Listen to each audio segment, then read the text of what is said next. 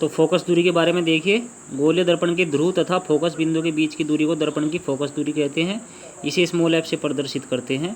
जो इसमें pf दिखाया हुआ है वो दर्पण की फोकस दूरी है, फोकल लेंथ है। ठीक है, जो यहाँ पे देखो ये वाला डायग्राम है, ये अवतल दर्पण का है और ये उत्तल दर्पण का है। फोकस तल देखिए, फोकस बिंदु से होकर जाने वाले तथा दर्पण के मुख्य अक्ष के लंबवत तल को फोकस तल कहते हैं।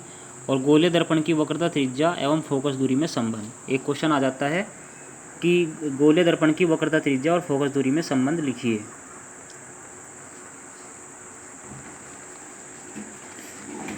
तो इसमें क्या होगा, इसमें छोटे द्वारक के गोलीय दर्पण के लिए वक्रता, त्रिज्या फोकस दूरी के 2 गुने के बराबर होती है। कैपिटल R = 2 × स्मॉल f या f बराबर R/2। तो इसके लिए एक एग्जाम्पल भी दिया हुआ है। वैसे तो ये फॉर्मूला सफिशिएंट है एग्जाम में आने के लिए।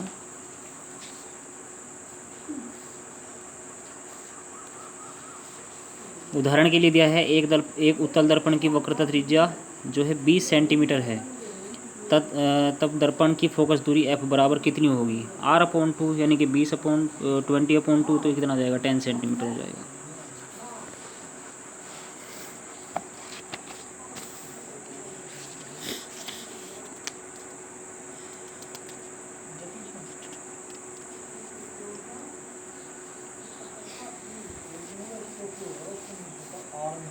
गोलीय दर्पण द्वारा प्रतिबिंब का बनना। अब यहाँ पे देखते हैं, गोलीय दर्पण द्वारा प्रतिबिंब बनना।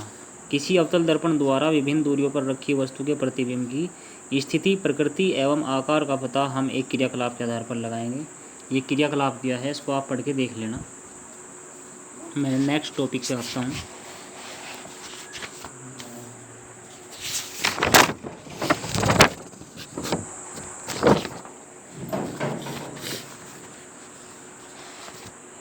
अवतल दर्पण द्वारा प्रतिबिंब का बनना।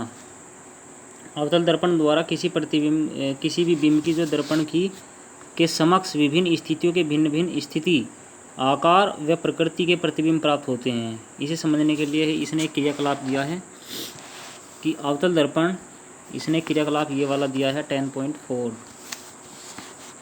इसने बताया है कि अवतल दर्पण के समक्ष रखे किसी बिंब की विभिन्न स्थितियों के लिए स्वच्छ किरण आरेख खींचिए। प्रतिबिंब का स्थान निर्धारित करने के लिए आप पूर्व अनुच्छेद में वर्णित कोई 2 किरणें ले सकते हैं। प्रत्येक दशा में बनने वाले प्रतिबिंब की प्रकृति, स्थिति तथा आपेक्षिक साइज का वर्णन कीजिए।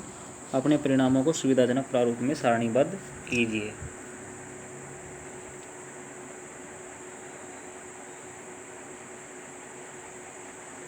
जब वस्तु अनंत दूरी पर हो, अनंत पर स्थित वस्तु से आने वाली प्रकाश किरणें परस्पर समांतर होती हैं।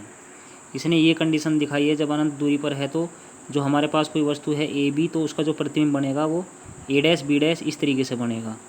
ये इसने दर्पण पर ये किरण जो डाली हुई है, ये जब दिखाया है जब वस्तु अनंत दूरी पर स्थित है।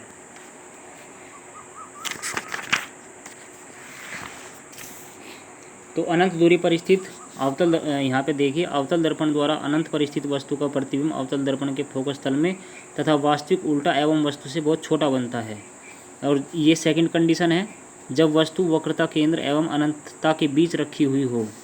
तो इसमें खाली पॉइंट ध्यान रखो, यह है प्रतिबिंब दर्पण के वक्रता केंद्र C और मुख्य फोकस F के बीच में वास्तविक उल्टा और वस्तु से छोटा बनता है। आपकी बार ये डायग्राम कुछ इस तरीके से होगा, डायग्राम भी बनाना है।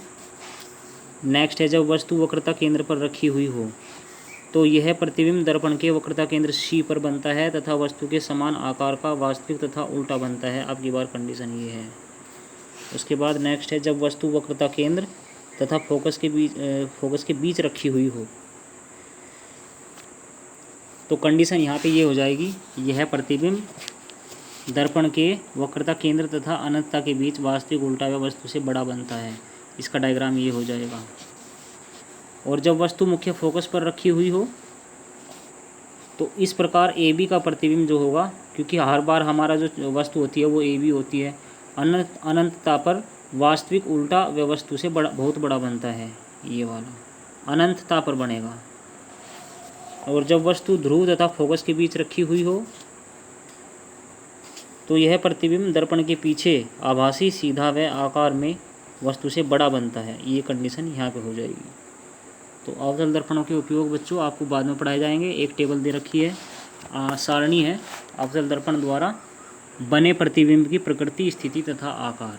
इसको सभी बच्चे पढ़ करके देखेंगे, समझ करके देखेंगे। अगर समझ में नहीं आया तो पूछ लेंगे।